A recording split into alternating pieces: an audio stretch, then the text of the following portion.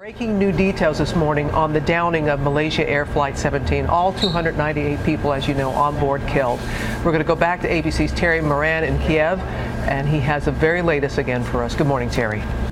Good morning, Robin. Fast-breaking developments on this story this morning. The team of international investigators en route to the crash scene. There are now questions about whether the rebels who control that scene will allow them access to it. And the rebels are changing their story. Yesterday, they said they had the black boxes. They'd found those crucial pieces of evidence. Now they're saying they don't know where they are. The wreckage scattered across 10 miles of countryside in rebel-held eastern Ukraine.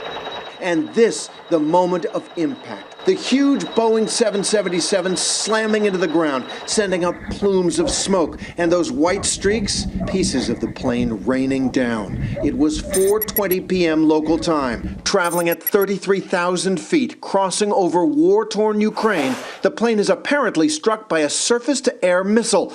It loses contact with ground control some 30 miles from the Russian border, crashing into rebel-held territory. Authorities say no distress call came from the pilot. Our reporter John Wendell was on the scene amid the carnage. We found part of the tail fuselage. There is a body next to it.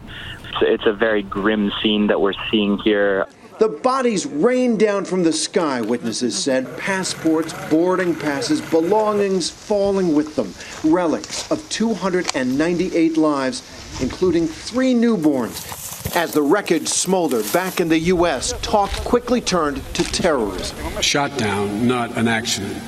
Blown out of the sky. The question this morning, who fired that missile, if that's what in fact brought down the plane?